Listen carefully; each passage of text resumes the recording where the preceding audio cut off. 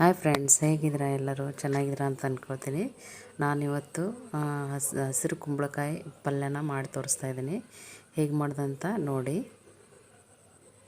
ಇದಕ್ಕೆ ಒಂದು ಹಸಿರು ಕುಂಬಳಕಾಯಿ ನಾನು ಅರ್ಧ ತೊಗೊಂಡಿದ್ದೆ, ದೊಡ್ಡದಿರೋದ್ರಿಂದ ಅರ್ಧ ಹಸಿರು ಕುಂಬಳಕಾಯಿ, ಹಾಗೆ ಒಂದು 4-5 ಹಸಿಮೆಣಸಿನ್ಕಾಯಿ,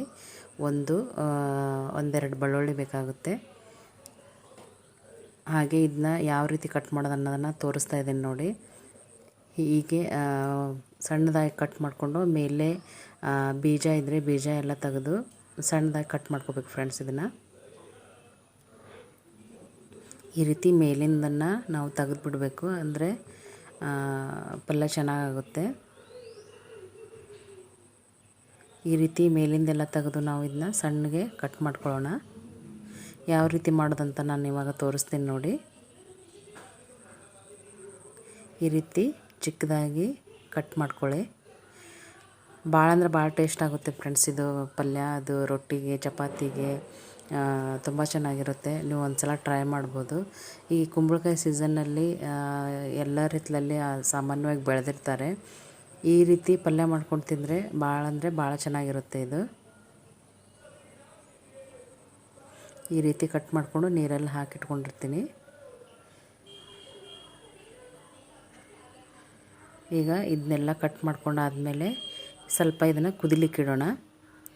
ಇದು ಬೇಯಬೇಕು. ಅಷ್ಟರೊಳಗೆ ನಾವು ಈಗ ಇದಕ್ಕೆ ಖಾರವನ್ನು ರೆಡಿ ಮಾಡ್ಕೊಳ್ಳೋಣ. ಎಲ್ಲ ಮೆಣಸಿನ್ಕಾಯಿ ಒಂದು 4-5 ಮೆಣಸಿನ್ಕಾಯಿ ತೊಗೊಂಡಿದ್ದೆ ಫ್ರೆಂಡ್ಸ್ ನಾನು.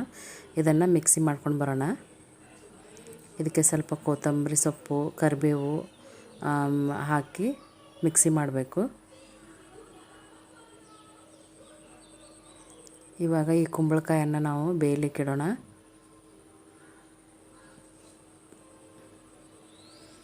ಈ ಕುಂಬಳಕಾಯಿ ಎಲ್ಲ ಹಾಕಿ ಅದೆಷ್ಟು ಮುಳುಗಲಿಕ್ಕೆ ಆಗುತ್ತೋ ಅಷ್ಟು ನೀರನ್ನು ಹಾಕಿ ಮಾತ್ರ ಬೇಯಿಸಬೇಕು. ಸ್ವಲ್ಪ ಬೇಗ ಬಂದುಬಿಡುತ್ತೆ ಫ್ರೆಂಡ್ಸ್. ಇದನ್ನು ಟೈಮ್ ತೊಗೊಳ್ಳಲ್ಲ.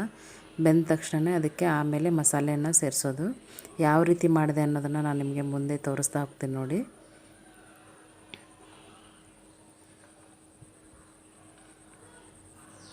ಹೈ ಫ್ಲೇಮಲ್ಲಿಟ್ಟು ಸ್ವಲ್ಪ ಒಂದು 10-15 ನಿಮಿಷ ಇದನ್ನು ಬೇಯಿಸಬೇಕು ಫ್ರೆಂಡ್ಸ್. ಇದನ್ನು ನೀವು ಒಂದು ಸಲ ಟ್ರೈ ಮಾಡಿ. ಭಾಳ ಅಂದರೆ ಭಾಳ ಚೆನ್ನಾಗಿರುತ್ತೆ ಇದು. ಇದು ನನಗೆ ನಮ್ಮ ತಾಯಿಯವರು ಹೇಳ್ಕೊಟ್ಟಿದ್ದು. ಅವರು ಜಾಸ್ತಿ ಮಾಡ್ತಾರೆ ಅವ್ರ ಸೈಡು. ಹಾಗಾಗಿ ನಾನು ಅವ್ರ ಹತ್ರ ಕೇಳಿ ಇದನ್ನು ಕಲ್ತ್ಕೊಂಡಿದ್ದು. ಈ ರೀತಿ ಚೆನ್ನಾಗಿ ಕುದಿಬೇಕು ಫ್ರೆಂಡ್ಸ್. ಅದು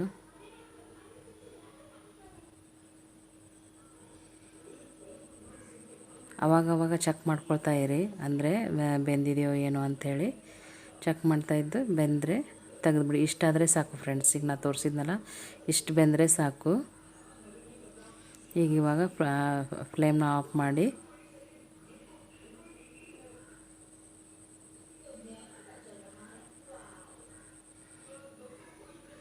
ಇವಾಗ ಇದನ್ನು ನೀರಿಂದ ಶಿಫ್ಟ್ ಮಾಡ್ಕೊಂಬಿಡ್ಬೇಕು ಫ್ರೆಂಡ್ಸ್ ಅವೆಲ್ಲನೂ.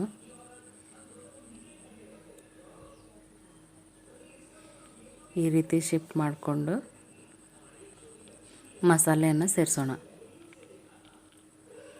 ತುಂಬ ಸಿಂಪಲ್ ಫ್ರೆಂಡ್ಸ್ ಇದು ಪಲ್ಯ ಮಾಡೋದು, ಆದರೆ ಅಷ್ಟೇ ಟೇಸ್ಟಾಗಿರುತ್ತೆ ಇದು. ನೀವು ಬೇಕಂದರೆ ಹಸಿ ಖಾರ ನಿಮಗೆ ಉಪಯೋಗಿಸೋಕೆ ಇಷ್ಟ ಇಲ್ಲಪ್ಪ, ಹಸಿಮೆಣ್ಸಿನ್ಕಾಯಿ ಖಾರ ನಮ್ಗೆ ಇಷ್ಟ ಆಗಲ್ಲ ಅಂತ ಅನ್ನೋರು ಒಣ ಖಾರ ಪುಡಿ ಆದರೂ ನೀವು ಮಾಡಿಕೊಂಡು ಹಾಕ್ಕೊಳ್ಬೋದು.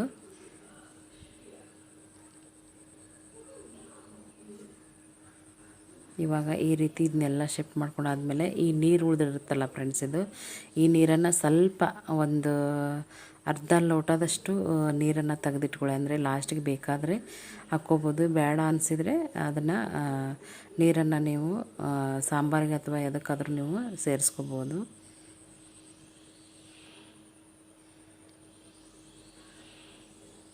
ಇಷ್ಟು ನೀರು ಉಳಿದಿದೆ ಫ್ರೆಂಡ್ಸ್, ಅದೆಲ್ಲ ಕುದ್ದು.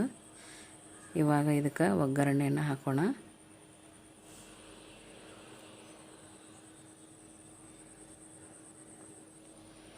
ಸ್ವಲ್ಪ ಎಣ್ಣೆ ಹಾಕಿ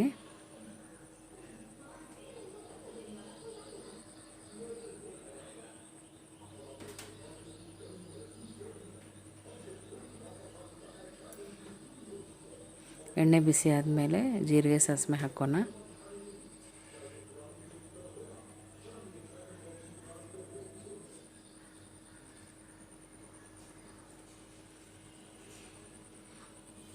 ಸಾಸಿವೆ ಚಟಪಟ ಅಂತ ಸಿಡಿಬೇಕು ಫ್ರೆಂಡ್ಸ್. ಆಮೇಲೆ ಈ ಖಾರವನ್ನು ನಾವು ಎಣ್ಣೆಗೆ ಹಾಕಿ ಫ್ರೈ ಮಾಡ್ಕೋಬೇಕು. ಅಂದರೆ ಅದರ ಒಂದು ಘಾಟ್ ಇರುತ್ತಲ್ಲ ಅದು ಹೋಗುತ್ತೆ.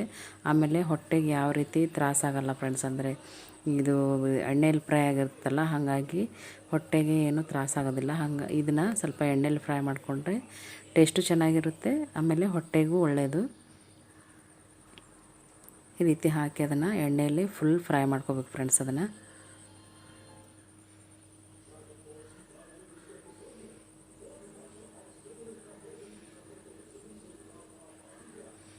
ಹಾಗೆ ಇದಕ್ಕೆ ಸ್ವಲ್ಪ ಬೆಳ್ಳುಳ್ಳಿ ಹಣ್ಣು ಹಾಕೋಣ. ಹಾಕಿ ಎರಡು ಸೇರಿ ಫ್ರೈ ಮಾಡ್ಕೊಳ್ಳೋಣ.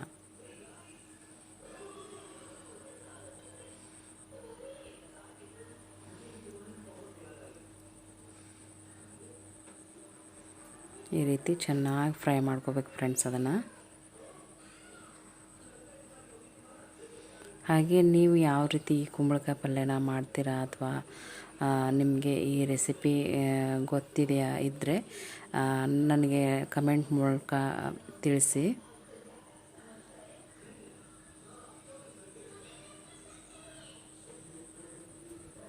ಈ ಹಸಿರು ಕುಂಬಳಕಾಯಿ ಸಾಮಾನ್ಯವಾಗಿ ಎಲ್ಲರೂ ಬೆಳೆದಿರ್ತಾರೆ ಫ್ರೆಂಡ್ಸ್. ಆಮೇಲೆ ಹಿತ್ತಲಲ್ಲಿ ಹಳ್ಳಿ ಕಡೆ ಅಂತೂ ಹಿತ್ತಲಲ್ಲಿ ಇದ್ದೇ ಇರುತ್ತೆ ಇದು. ಈಗ ಅದೆಲ್ಲ ಫ್ರೈ ಆದಮೇಲೆ ಈ ಕುಂಬಳಕಾಯಿನ ಇದಕ್ಕೆ ಶಿಫ್ಟ್ ಮಾಡಿಕೊಂಡು ಅದಕ್ಕೆ ಏನು ಬೇಕೋ ಸಾಮಗ್ರಿಗಳನ್ನು ಹಾಕೋಣ. ಈಗ ಅರಿಶಿಣ ಪುಡಿ,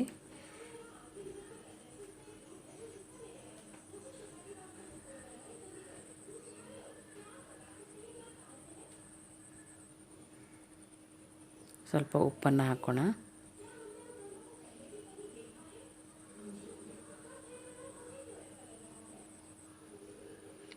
ಈಗ ಅದನ್ನು ಚೆನ್ನಾಗಿ ಮಿಕ್ಸ್ ಮಾಡ್ಕೊಳ್ಳೋಣ ಫ್ರೆಂಡ್ಸ್.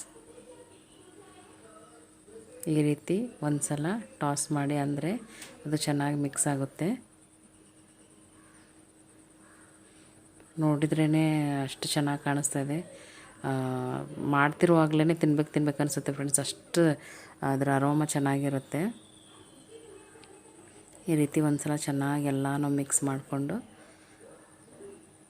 ಅದಕ್ಕೆ ನೀರು ಬೇಕನ್ಸಿದ್ರೆ ನೀರು ಹಾಕಬೇಕು. ಅಂದರೆ ನಾವು ತೆಗೆದಿಟ್ಕೊಂಡಿರ್ತೀವಲ್ಲ ನೀರನ್ನು, ಆ ನೀರನ್ನ ಮಿಕ್ಸ್ ಮಾಡಬೇಕು. ಬೇಡ ಅನಿಸಿದರೆ ಡ್ರೈ ಆಗೇ ಇರಲಿ ಅಂತಂದರೆ ಹಾಗೇನೂ ಬಿಡ್ಬೋದು ಫ್ರೆಂಡ್ಸ್. ಅದನ್ನ ಸ್ವಲ್ಪ ಬೇಯಲಿಕ್ಕೆ ಇಡೋಣ ಇದನ್ನು.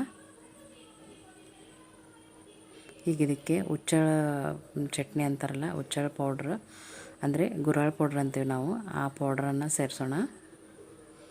ಸೇರಿಸಿ ಮತ್ತೊಂದು ಸಲ ಟಾಸ್ ಮಾಡಬೇಕು ಇದನ್ನು.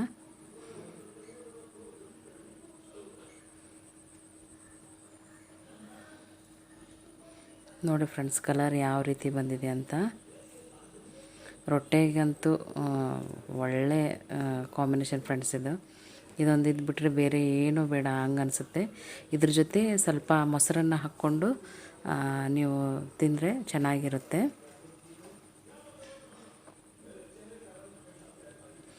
ಒಂದು ಸಲ ಟ್ರೈ ಮಾಡಿ ನೋಡಿ. ಟ್ರೈ ಮಾಡಿ ಹೇಗೆ ಬಂದಿತ್ತು ಅಂತ ನನಗೆ ಕಮೆಂಟ್ ಮಾಡಿ ತಿಳಿಸಿ. ಈಗ ರೆಡಿ ಆಯಿತು ಫ್ರೆಂಡ್ಸ್ ಇದು. ಇನ್ನೊಂದು ಸಲ ಒಂಚೂರು ಸ್ವಲ್ಪ ಬೆಂದ ಮೇಲೆ ಇದನ್ನು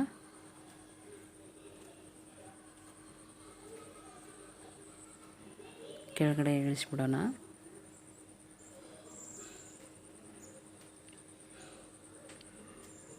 ನಾನು ನಿಮ್ಗೆ ತೋರಿಸ್ತೀನಿ ನೋಡಿ ಅದು ಹೇಗಾಗಿದೆ ಅಂತ. ಈಗ ಸ್ವಲ್ಪ ಹೊತ್ತು ಬೇಯಲಿಕ್ಕೆ ಬಿಡೋಣ.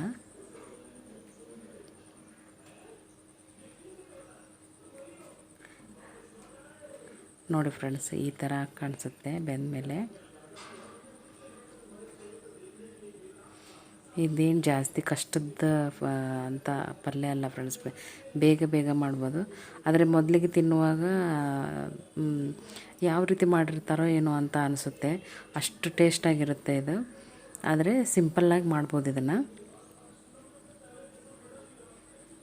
ನೋಡಿ ಈ ರೀತಿ ಕಾಣಿಸ್ತಾ ಇದೆ ಫ್ರೆಂಡ್ಸ್. ಅದು ತುಂಬ ಅಂದರೆ ತುಂಬ ಚೆನ್ನಾಗಿರುತ್ತೆ. ಒಂದು ಸಲ ಟ್ರೈ ಮಾಡಿ ದಯವಿಟ್ಟು. ಹಾಗೆ ನಾವು ಇಲ್ಲಿಂದ ನಿಮಗೆ ಇದಕ್ಕೆ ನಮ್ಮ ಸಿರ್ಸಿ ಹತ್ತಿರ ಇರೋ ಉಂಚಳ್ಳಿ ಫಾಲ್ಸ್ಗೆ ಹೋಗಿದ್ವಿ. ಅಲ್ಲಿಯ ಒಂದು ವಿಡಿಯೋ ತುಣುಕನ್ನು ತೊಗೊಂಡು ಬಂದಿದ್ದೆ. ಯಾವ ರೀತಿ ಕಾಣಿಸ್ತಾ ಇದೆ ಅನ್ನೋದನ್ನು ನೋಡಿ. ಇದು ಸಿರ್ಸಿ ಹತ್ತಿರ ಉಂಚಳ್ಳಿ ಅಂತ ಇದೆ. ಅಲ್ಲಿ ಸಿರ್ಸಿಗೆ ಬಂದರೆ ನೀವು ಉಂಚಳ್ಳಿ ಫಾಲ್ಸ್ಗೆ ಹೋಗಿ ಇದನ್ನು ನೋಡ್ಕೊಂಬರ್ಬೋದು. ತುಂಬ ಚೆನ್ನಾಗಿದೆ ಫ್ರೆಂಡ್ಸ್, ದಯವಿಟ್ಟು ಹೋಗಿ ಬನ್ನಿ. ಹಾಗೆ ಇದು ಸಿರ್ಸಿ ಹತ್ತಿರ ಇರೋ ದೇವಿಕೆರೆ ಅಂತ. ದೇವಿಕೆರೆ ಇದು ಸಿರ್ಸಿಯಿಂದ ಮುಂದಗಡೆ ದೇವಿಕೆರೆ ಅಂತ ಆ ಊರಿನ ಹೆಸರಿದೆ. ಅಲ್ಲಿ ಒಂದು ಹೊಳೆ ಹರಿಯುತ್ತೆ ಫ್ರೆಂಡ್ಸ್. ಇದು ತುಂಬ ಚೆನ್ನಾಗಿದೆ. ನೀವು ಇಲ್ಲಿ ಬಂದರೆ ಈ ದೇವಿಕೆರೆಗೆ ಹೋಗಿ ಬನ್ನಿ. ಒಂಥರ ಪ್ರಶಾಂತವಾದ ಜಾಗ. ನಾವು ಶಿವನ ದೇವಸ್ಥಾನ ಇದೆ ಫ್ರೆಂಡ್ಸ್ ಇದ್ರ ಹತ್ರ. ಅಲ್ಲೇ ಹೋಗಿ ಪೂಜೆ ಮಾಡ್ಕೊಂಬರೋಣ ಅಂಥೇಳಿ ಹೋಗಿದ್ವಿ. ತುಂಬ ಅಂದರೆ ತುಂಬ ಚೆನ್ನಾಗಿದೆ ಫ್ರೆಂಡ್ಸ್. ನೀವು ಇಲ್ಲಿ ಸಿರ್ಸಿ ಹತ್ರ ಬಂದರೆ ಇಲ್ಲಿ ಬಂದು ಹೋಗ್ಬೋದು. Thanks for watching.